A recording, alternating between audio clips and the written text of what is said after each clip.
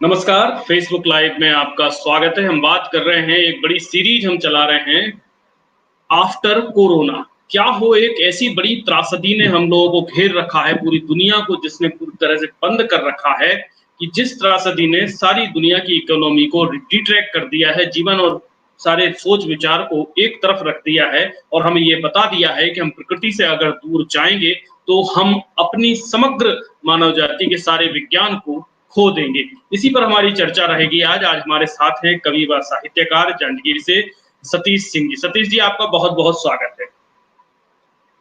सतीश जी, आप जी, सुन पा रहे हैं? धन्यवाद, नमस्कार।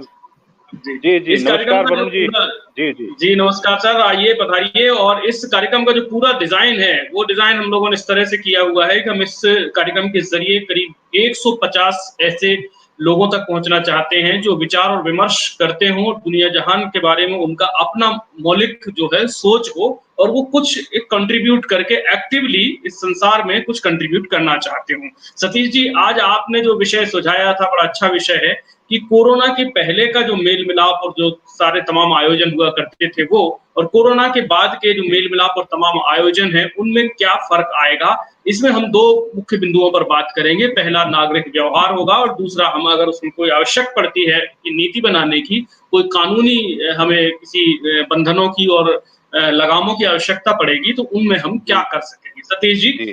प्लीज़। जी, थोड़ी नेट की हाँ, जी, जी। जी, जी, अ, धन्यवाद वरुण जी, नमस्कार। सबसे पहले तो जी, मैं बहुत-बहुत बधाई देना चाहता हूँ, धन्यवाद देना चाहता हूँ कि ऐसे समय में एक विमर्श का मंच आपने जो तैयार किया है और इसके लिए तमाम तरह के लोगों को इकट्ठा करके उनसे विमर्श का एक वातावरण जो बनाने का प्रयास है। मैं इसके लिए आपको बहुत-बहुत बधाई और शुभकामनाएँ देता हूँ। अ, ये जो आज का विषय है, इस पर हम बात करें, इससे पहले हम तो चेतना के स्तर पर सबसे पहले सजग होना चाहते हैं, क्योंकि हमारा चेतन का स्तर ही सब कुछ है। अश्वघोष कहते हैं कि उनकी पंक्तियाँ मुझे याद आती हैं ऐसे समय में, जब वो कहते हैं कि एक गहरा दर्द पलता जा रहा है, दिल का दम निकलता जा रहा है, बर्फ की इन सिल्लियों को क्या पता है, चेतना का जिस्म गलता जा रहा है। ये जो समय जी। जी, आपकी आवाज़ में इंटरप्शन है, please continue.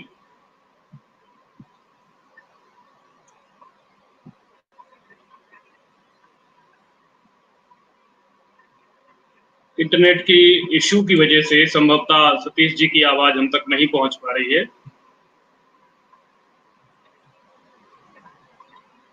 Satish ji continue रहें, सतीश जी प्लीज़।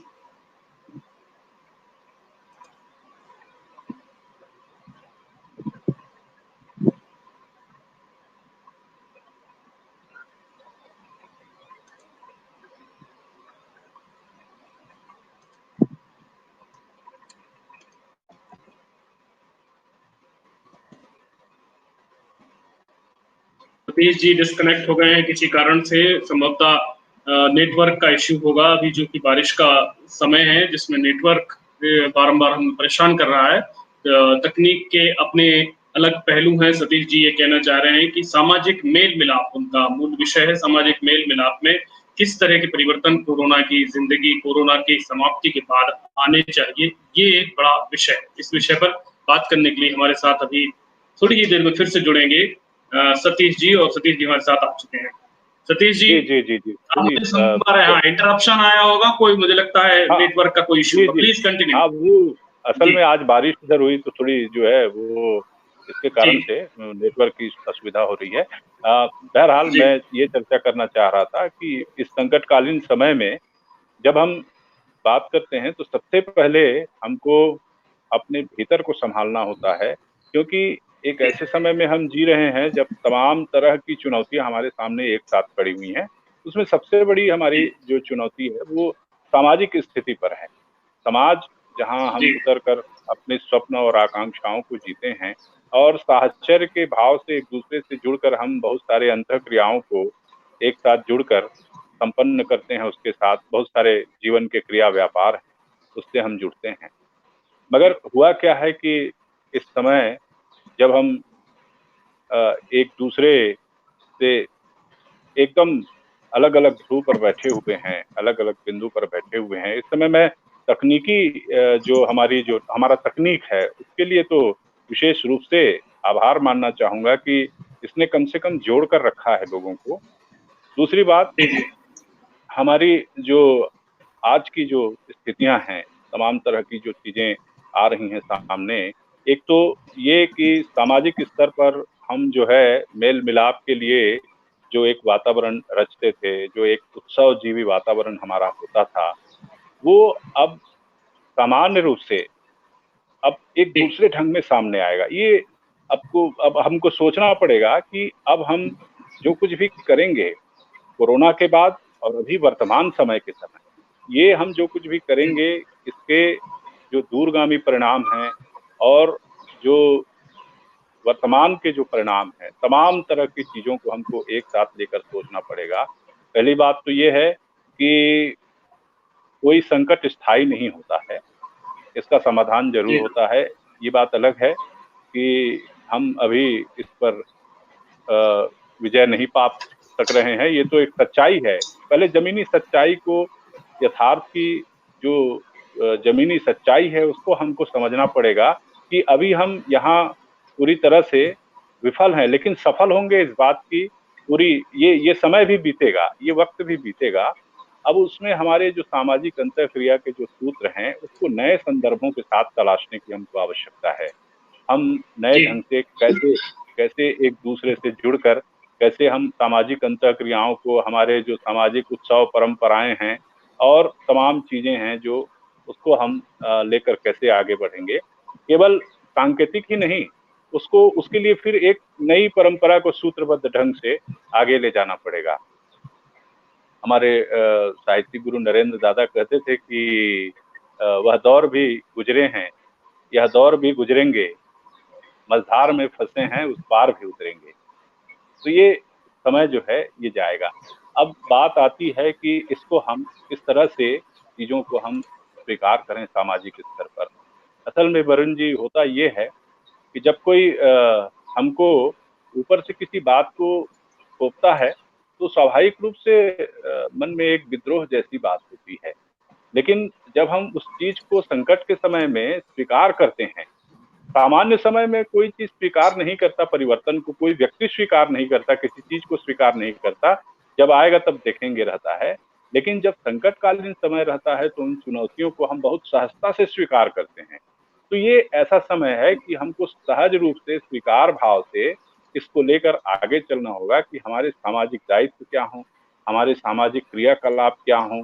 हम बिना किसी अनुशासन के या किसी को डंडा चलाने की जरूरत न पड़े ऊपर से, चाहे वो सरकारी तौर पर हो, चाहे किसी भी स्तर पर हो, हम स्व अनुशासित होकर इस तरह से हमारे जो सामाजिक दायित्व हैं उनको हम मेल मिलाप को, मिलने जुलने के साथ साथ जो शादी ब्याह के समारोह अभी चल रहे हैं और अभी तो धर्म स्थल जो है वो भी बंद थे, अब लोग आना जाना वहां भी शुरू कर रहे हैं। तो स्व अनुशासित रूप से हम किस प्रकार से इसको अपने भीतर स्वीकार कर लें ताकि हमको किसी को कुछ बताना न पड़े, किसी को हाँकना मत पड़े कि आपको ये करना है, आपको ये करना है, ये बताना न पड़े। तो सामाजिक मेल जोल के लिए भी एक नई परंपरा को जी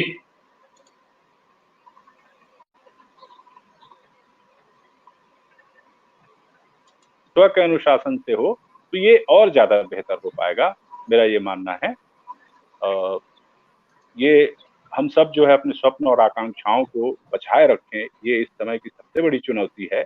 और इसके साथ ही हम कोशिश करें कि लोगों में किस तरह से समरस हो सकें, उनसे संवाद कर सकें, दूर बैठे अपने परिजनों को तकनीकी स्तर पर कैसे उनसे संवाद कर सकें, बातचीत कर सकें। तो ये ज़्यादा ज़रूरी है अभी सामाजिक एकालाप के लिए, सामाजिक संलाप के लिए। ये हमारे समय की अभी जी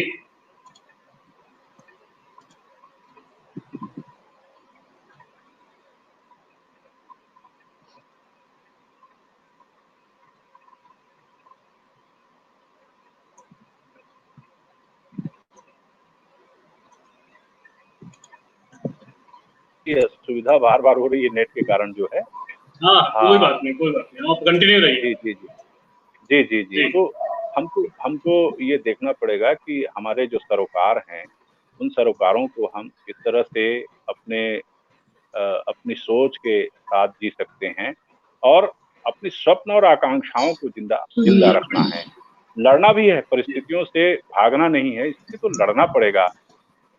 जो मेरे प्रिय कवि हैं पाश जो है बहुत याद आते हैं, और ऐसे समय में याद आते हैं जब तमाम तरह की चुनौतियां मुँह खड़ी हुई हैं, जब वे कहते हैं कि हम लड़ेंगे साथी उदास मौसम के लिए, हम लड़ेंगे साथी गुलाम इच्छाओं के लिए, हम लड़ेंगे कि लड़े बिना कुछ नहीं मिलता, हम लड़ेंगे कि अब तक लड़े क्यों नहीं, हम लड़ेंगे अपनी सजा कबूलने के लिए, लड़ते हुए जो मर गए उनकी याद जिंदा रखने के लिए, हम लड़ेंगे साथी।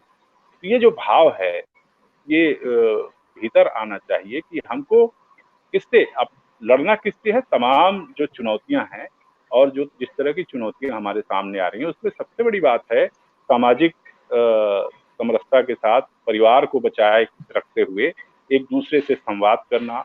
तकनीक अभी बहुत कारगर है, मगर तकनीक से भी परहेज की जरूरत है। ये भी जानना पड़ेगा कि दिन भर बच्चे या बड़े उसी में खोए हुए हैं, तो जैसे कोई भी चीज जो है हमारे लिए वरदान है, तो उसके साथ साथ कुछ श्राप भी जुड़ा हुआ है, ये भी मानना पड़ेगा। तो वहां भी परहेज करना पड़ेगा। तकनीकी स्तर पर हम कितना कुछ एक दूसरे से संवाद कर सकते हैं, तमाम सामाजिक परिप्रेक्ष्य और विमर्श को किस तरह से आगे बढ़ा सकते हैं, ये जो आप अभी जो मंच तैयार किए हैं, इस तरह से कैसे संवाद करके आगे बढ़ा जा सकता है और इसी से रास्ता निकलेगा। मुझे लगता है कि इसकी तैयारी हर स्तर पर हो रही है। ये पूरे मानव समाज के ऊपर जो है एक संकट का समय है, उसमें हमारा जो सामाजिक जीवन है वो प्रभावित हुए बिना नहीं है, वो सबसे ज्यादा प्रभावित है। अभी तो जो पढ़ने सुनने में आ रहा है कि लोगों के सामने बेरोजगारी का संकट होगा और तमाम तरह की सामाजिक जो चीजें हैं वो बदलेंगी, और हमारे उसके साथ साथ सारे संदर्भ भी बदलेंगे और तमाम संबंधों के दायरे भी बदलेंगे। सब तरह की चीजों की जो आहट सुनाई दे रही है, लेकिन ये समय भी टलेगा और हम स्व अनुशासित होकर कितना कुछ कर सकते हैं। जैसे शादी ब्याह के अभी मौसम में मुझे लगता है कि 30 जून तक का समय है, मगर लोग जो काम कर रहे हैं, मैंने देखा कुछ जगह केवल परिजन ही जा रहे हैं और परिजन वहां पर पहुंचकर उन तमाम मांगलिक कार्यों को संपन्न कर रहे हैं। तो हम अपनी शुभकामनाएं उनका हमारे तक उनकी हमारी पहुंच नहीं हुई, तो हम अपनी शुभकामनाएं तो तकनीक के माध्यम से वहां तक पहुंचा सकते हैं। कोई हमारे परिजन मित्र रिश्तेदार हैं नहीं पहुंच पा रहे हैं, या समय की कमी और जो गाइडलाइंस है उसके हिसाब से आपको वो आमंत्रण नहीं दे पा रहे हैं, तो हम वहां तक तकनीक के माध्यम से पहुंच के अपनी शुभकामनाएं उनको प्रेषित कर सकते हैं। ये एक सामाजिक हमारी अंतःक्रिया है और सामाजिक दायित्व है। इसको अपने को बिना किसी भीतर अहम का हिस्सा बनाए हुए इस समरसता को हमको जीना होगा। तो ये एक बड़ी बात हमारे लिए होगी और इसको हमको लेकर आगे चलना होगा। जी सतीश जी, इसमें कुछ कोई नियमन में कानूनी बाध्यताएं भी हमें आने वाले दिनों में कोरोना की जिंदगी के बाद, जो हम कोरोना का अभी पैंडेमिक है, जब जब कभी भी कंट्रोल में हो जाएगा और खत्म होने की तरफ होगा, तो क्या हमें कोई अपने सामाजिक व्यवहार को नियंत्रित करने के लिए लॉज एनफोर्स करने की भी आवश्यकता पड़ेगी, कोई कायदे कानूनों की भी आवश्यकता पड़ेगी? जी बिल्कुल, बिल्कुल सही कह रहे हैं, ये पड़ेगी जरूरत। तो सबसे पहले तो एक प्लेटफॉर्म नियम का बनाना पड़ता है वरुण जी, और उसके लिए फिर लोग जागरूक होते हैं, तब उन रास्तों को स्वयं जो है चुनते हैं। तो सबसे पहले तो जो गाइडलाइंस दिए गए हैं अभी जो है उसके हिसाब से, और सामाजिक जो कार्यक्रम हैं और तमाम जो मेल मिलाप हैं उसके लिए भी जो नियम और जो गाइडलाइंस दिए गए हैं उनको जो है वो बताना पड़ेगा, एक जागरूकता उसके लिए लानी पड़ेगी, और फिर लोग स्व अनुशासित होकर, ऐसा किसी को कहना ना पड़े, उसे स्व अनुशासित होकर मानते हुए चलें। तो ये एक साथ जो है, लेकिन पहले तो उनको एक पटरी पर लाना पड़ेगा, एक रास्ता बताना पड़ेगा कि इस रास्ते पर हमको चलना है। तो इसकी जरूरत तो पड़ेगी मुझे लगता है। जी और इसके अलावा कुछ सामाजिक जो संगठन हैं, जो अभी तक लोगों को जोड़ने के लिए अपनी सारी एक्टिविटी किया करते थे, बड़े-बड़े भव्य जो हैं सामाजिक जातियों के सम्मेलन हुआ करते थे, मेल-मिलाप के लिए जी बैठकें हुआ करती थीं और दूसरे जी विभिन्न अवसरों पर जयंती और अन्य अवसरों पर बड़े कार्यक्रम हुआ करते थे, उनमें भी कोई एक संहिता की आवश्यकता पड़ेगी। क्या वो संहिता हमारा भारत का समाज जो बहुत उत्सवी है, बहुत अधिक जी लोगों से मेल-मिलाप करने वाला है और बहुत छोटी-छोटी चीज़ों को इग्नोर करने वाला है, तो क्या वो कोरोना के बाद इस तरह कोई अगर लॉज़ एनफोर्स किए जाते हैं, तो क्या वो मानने की स्थिति में रहेगा? प्रारंभिक स्तर पर तो देखिए कि जैसा मैंने पहले भी कहा है कि सामान्य जो समय होता है, उसमें निश्चित तौर पर नहीं मानते हैं लोग। जैसे हम उत्सव में डूबे रहते हैं और कोई संकटकालीन समय नहीं होता, मसलन कि कोरोना अगर नहीं होता, तो लोग एक बार जो है नहीं मानते। लेकिन मुझे लगता है कि अभी जो भी उनको इंस्ट्रक्शंस या जो भी उनको दिशा निर्देश दिया जाएगा, उसको सभी लोग स्वीकार कर रहे हैं और मान रहे हैं और मानना चाहिए और मान रहे हैं, मुझे ऐसा लग रहा है। क्योंकि सबने ये महसूस किया है कि खतरा जो है सभी पर है और उन पर भी है। अगर 5 भाई हैं और एक साथ बैठ रहे हैं शाम को, तो वो भी एक कुर्सी को जो है अलग-अलग थोड़ी दूरी पर लगाकर शाम को बातचीत करने के लिए जो बैठ रहे हैं, तो वो भी कुर्सी दूरी पर लगाकर मास्क लगाकर बैठ रहे हैं। यानी ये समझा जा रहा है कि हम एक साथ जो है न करें। ऐसे ही समाज के साथ भी है। मगर ये है कि हमको देखना पड़ेगा कि एक भी व्यक्ति अगर उसमें से ऐसा होता है, जो उन चीज़ों को अमान्य करता है और नियमों को तोड़ता है, तो उसका व्यापक असर जो है वो देखने को मिलेगा। निश्चित तौर पर अभी के समय में तो लोग मान रहे हैं और संकटकालीन समय में भी ये ज़्यादा स्थितियाँ होती हैं कि हम परिवर्तन को स्वीकार करते हैं। हम दिशा निर्देश को स्वीकार करते हैं। बाकी दिनों की अपेक्षा अभी तो स्वीकार भाव है लोगों में। जी। हुँ।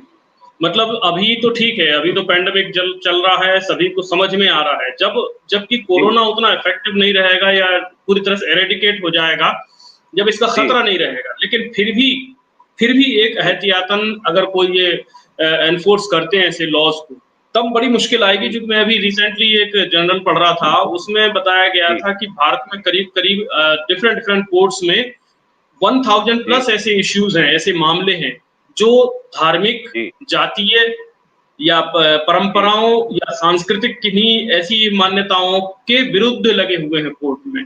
यानी जिस देश में जी, पटाखों को चलाने से लेकर के, जिस देश में जल्लीकट्टू को लेकर के, जिस देश में बकरीद जी, को लेकर के, जिस देश में तमाम तरह के छोटे-छोटे तीज त्योहारों को लेकर के भी अंतर्विरोध हों, जी। वहाँ इतना आसान हो सकेगा क्या कि कोई अगर कह दे कि नहीं आपको शादी 100 लोगों के अंदर करना है, 100 तो आजकल घर के लोग हो जाते हैं, सगे रिश्तेदार हो जाते हाँ, हैं। हाँ। तो जी हाँ, कैसे जी ये हाँ। कर पाएँगे? और क्या उसके हाँ, बाद ये हम बात तो सही है। सामाजिक सूत्र को बाँधे रख पाएँगे? जी, जी। उसके बाद कोरोना के बाद जो है, जो कठिनाई आएगी, उसके लिए तो व्यापक स्तर पर जागरूक करने की ज़रूरत होगी। देखिए, अभी मैं भी एक खबर पढ़ रहा था कि जैसे ही लोग ये समझ रहे हैं कि हमारे यहाँ खतरा नहीं है, लोग सड़कों पर निकल हुँ, जा रहे हैं, पिकनिक मनाने चले जा रहे हैं और जैसा बताया गया कि अमेरिका में भी लोग जो है बीच पर निकल गए और बीच पर जाकर पिकनिक मनाने लगे वहाँ पर। तो जैसे ही लोगों को ये लगता है कि खतरा टल गया, उसके बाद वो उत्सवी हो जाते हैं। तो यहाँ पर आप जो कह रहे हैं सबसे ज़्यादा जो खतरा है, बिल्कुल यहीं पर है। और ऐसा होता ही है कि हम जो है जैसे ही खतरा टलता है उसके बाद जो है ऐसा एन्जॉय करने की और पिकनिक मनाने की और बिल्कुल उस मनःस्थिति में आ जाते हैं कि अब तक की जो हमारी जो स्थितियाँ थी अनुशासित, उसकी भरपाई करना है हमको मज़े करके, आनंद करना है। तो ये हुँ, इस तरह की चीज़ें आती हैं और 2-3 चीज़ें जो है इस बीच हुई हैं तो मुझे वो अच्छा लगा। एक तो लोगों को साफ-सफाई के प्रति जो उनकी जो रुचि वो बढ़ी है, जागरूकता जो हुई है, सोच बड़ी कि लोग आ रहे हैं जी, घर में तो घर का कोई वो है बुजुर्ग वो बोल रहा है कि जहाँ पर कोई बहुत ज़्यादा हाँ, हाँ, पढ़े लिखे नहीं है वहाँ भी बोल रहा है कि हाथ धोकर आओ या सैनिटाइज़ करो अपने आप को, साफ-सुथरे रहो, नहाओ-धो। तो ये चीज़ें जो है लगभग हर स्तर पर हर क्लास में कहूँ मैं, लगभग जी, सभी क्लास में ये स्थितियाँ जो है बनी हैं और ये बहुत ही सकारात्मक है कि साफ-सफाई के प्रति लोग जी, जागरूक हुए हैं।